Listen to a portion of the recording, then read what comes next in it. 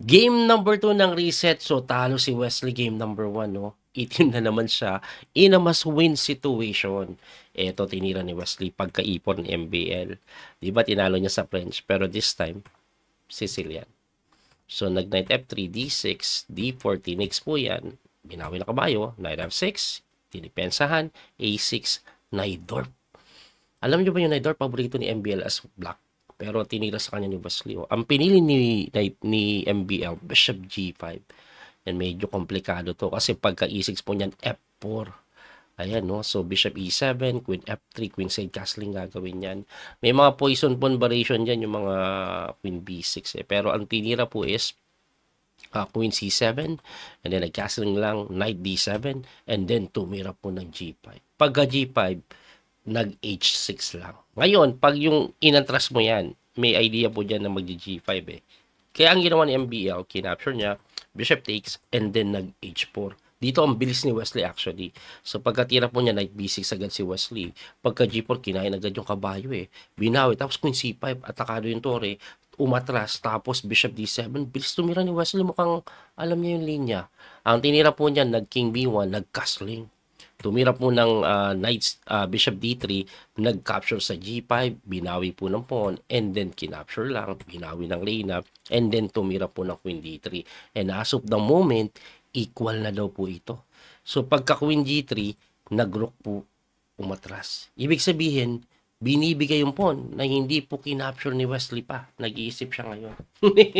Eto na po, live games na ito. Ganun na naman. Lamang po si MBL lang oras. Ang tanong, bakit po hindi kinakapture agad libre? May ganito po kasi pag kinapture mo may ganyan. Tapos pag capture mo dito ulit, may kain doon. Nakakapasok po sa loop eh. Kaya hindi po kinapture muna. Ayan, nag-bishop c6 lang si Wesley. At nag-iisip ngayon si MBL kung anong gagawin niya. According po sa engine evaluation, this is equal. Equal lang daw po sa kasalukuyan. So, tingnan natin kung maipapanalo ni Wesley ito. Kasi, ang tabla, panalo na po kay MBL. Ang panalo kay Wesley, mapupunta sa Armageddon kasi magwa 1-1.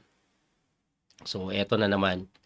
Black in a must-win situation. Nagawa niya kanina sa first match nila, no? Na kung saan napaabot niya sa Armageddon. Tingnan natin. Will Wesley Stone do it again? Nag-iisip pa rin si MBL. Shoutout po sa mga viewers natin. It's 3:40 a.m. sa Pilipinas. Pumasok yung Reyna. Pumasok yung Reyna. At inaatake po ito. Hindi na ata madepensahan yan. Pag tinulak mo, kain to eh. Diba? Baka mapilitin ng capture rin ito ngayon. Anong pinagkaiba? Pag gumanito. Pinagkaiba niyan. Capture din. Kuwari, takes dito. Ito yung problema kanina eh. Takes ulit. Capture dito. Kinain na nga ni Wesley. Pero ang kinain po G7 eh. Kinain po yung G7. Balik ko lang po, no? Pag gumanito po kasi, Rook F1, kakainin lang yung G5, and then pag nag-Rook takes F dito, may check eh. Kasi wala nang Reyna doon. Kaya ang ginawa po is, ayun. And then, Bishop lang po sa E8 to depend upon on F7 at sabi, labang pa rin ng konti ang puti pero gusto equal naman to. Pagdating sa oras, lamang na 1 minuto si MBL. So again, Wesley So in a must-win situation. Panalo lang ang kailangan niya. Hindi pwede tabla. Ang tabla, talo pa rin yun. Grabe hirap manalo pag itim. Pero nagawa naman ni Wesley So kanina. So tingnan natin ngayon. Tingnan natin ngayon. Nakakatuwa po yung mga tirada ni Wesley. Ako tuwan-tuwa. Iba't ibang opening na sinusubukan niya eh. Hindi na siya stick to one na solid lang eh. Nagtatry talaga siya. Kaya ako natutuwa ako sa mga tirada niya ngayon sa torneyong ito eh. Kahit na maaga siyang na-eliminate, no? Nalaglag siya nung nakaraan. Pero ayan. Malupit. Dumiretso at nasa championship reset na. parang ganun din, di ba? So matotal, umabot pa rin ng championship. Hindi niya nga lang nakuha yung twice to beat advantage, pero kahit twice to beat advantage si MBL, medyo nakuha niya na yung Napanalo niya yung first match eh. Yun nga lang, sayang kanina. Pero hindi pa tapos ang laban. Eto, saan pupunta yung Reyna? Inaatake po siya.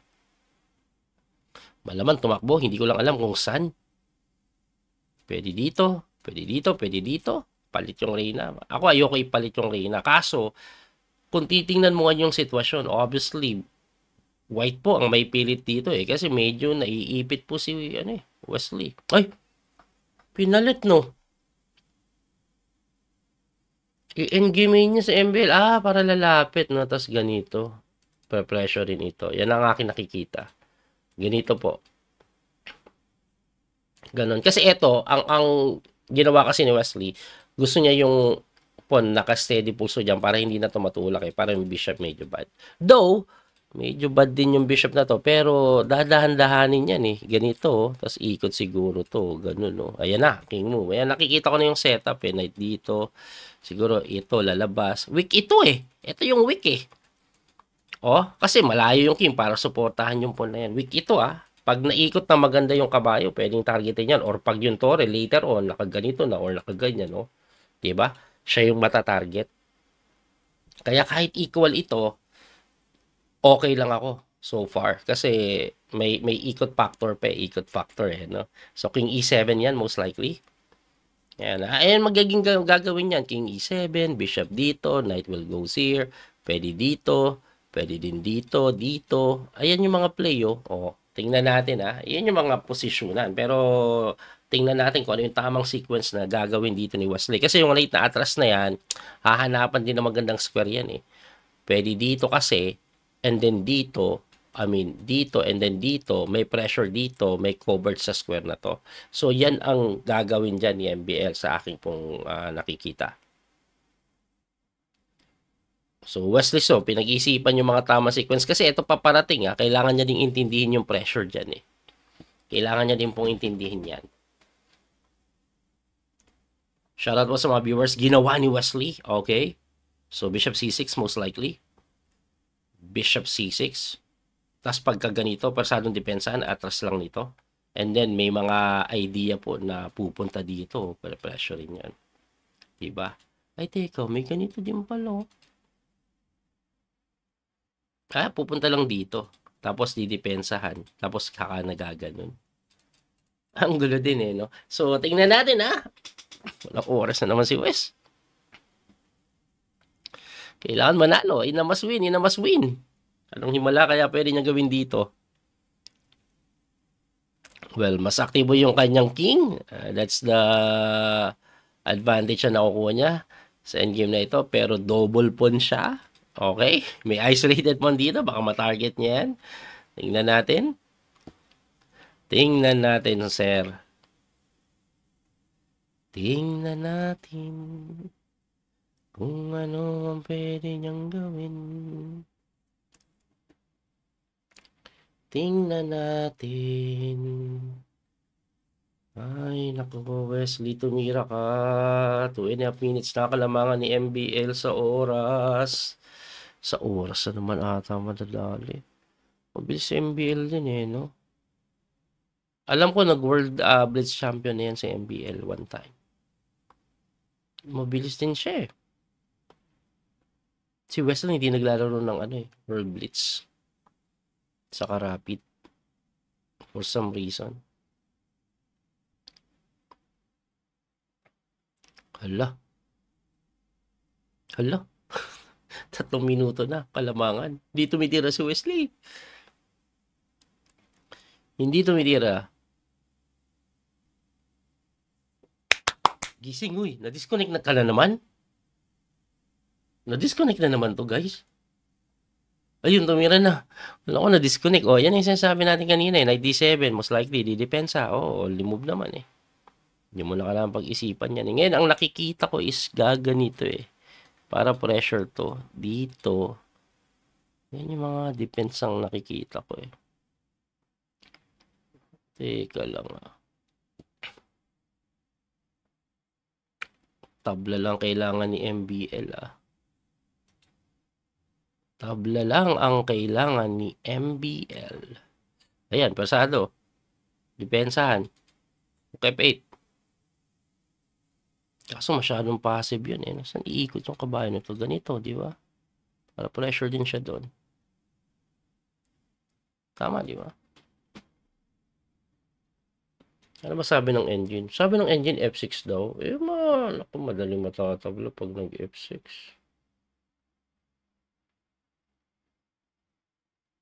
No. Ayan, rook F18 ako eh. Pero lamang ang puti daw. Pero yan ang kailangan mong gawin.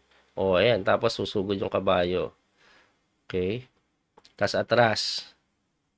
Yan yung sinabi ko kanina eh. Tapos ganito, ganyan, ganyan. Tapos saka mo ulit gamitin yan. Ayan na nga nangyari yung sinabi ko kanina. Ha? Nangyari oh. Nangyari. Tapos ano yan eh. Gaganito. Tapos gaganon. Pressure to. Tapos pag bumalik siya doon, atras ka na naman. So, hold lang. Ayan ang mangyayari ah. Yan gusto ko ginagawa ni Wesley. Lamang pa rin daw ang puti dito pero eto yung pinaka setup na kailangan mong kunin para wala munang exchanges. O, tingnan natin pag nagkapanikan, ang problema si Wesley ang napapanik dahil lamang po ng halos 3 minuto si MBL dito. Rook H8. Rook H8 na. Ang idea nito, eto eh. Nakikita ko eh. So, para pagka Rook H8, dito ka na. Tapos gaganon. Teka lang. May check ata pag umangat yung tore. Na-realize ko lang ah. May check.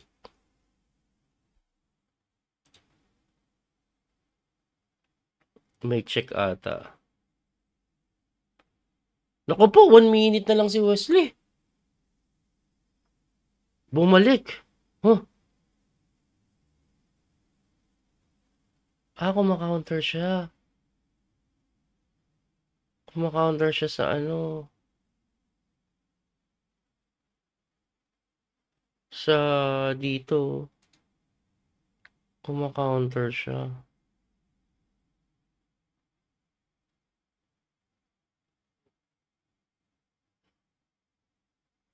Nag-iisip si MBL. 3 minuto halos ang kalamangan.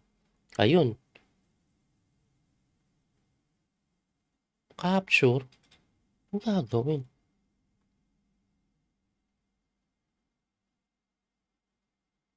Capture to ah. Ay, rook takes pala. Wala. Ganda pala ng rook takes. Ala, nagka-passpon na ano eh. Sa likod eh. Sa likod eh. No? Wala na. Tapos na sir. Wala eh. Wala. Ganda ng rook takes. Ganda ng rook takes.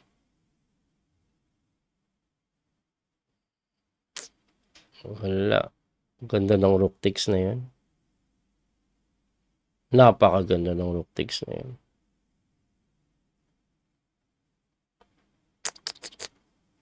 Wala. Madali nang itabla to. Winning pa nga eh. Oh. Magugulo na lang. Winning pa nga eh. Teka lang. Night check.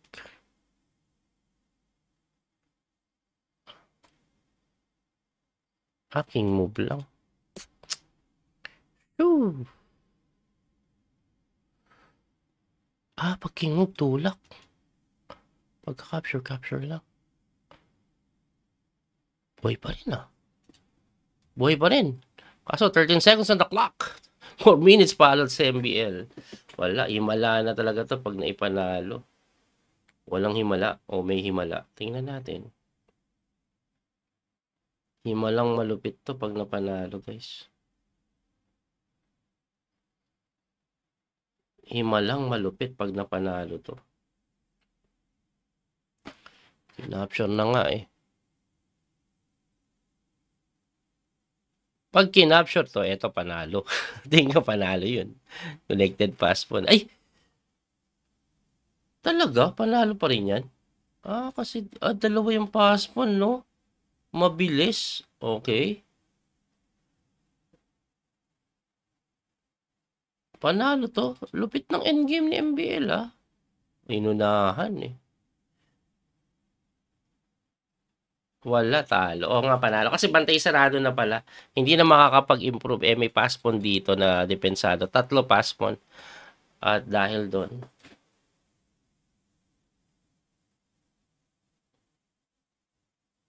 Sayang. Nabanderang kapos pa si West, no? Sayang. Sayang yung game 1 eh. Game 1 nagkaano. Ito kasi talagang pasadong pilitin. Ano magagawa mo? Wala tayong magawa dyan. Grabe. Grabe. May mga brilliancy pumupa sana si West. Kaso wala. Ay, yung last part, yung aking tinitingnan dito po. Dito, yung kunat lang na kung saan. Ito, ayan dito. Yung itutuloy mo yung kunat mo hanggang dulo. Ayan. Ayan, ito, yung Rook H8. Kasi ang nakikita ko, bishop dito eh. Tapos Rook H7. Para maiwasan lang yung palit-palit ba. Ang worry ko lang yung check eh. Wala pala yung check kasi makakain pala to. So, kicking movean mo lang. Ito. Ito yung pinaka-pilit na tinitingnan ko. B4 ka, atras lang. Tapos ito next eh. Yan yung nakikita ko.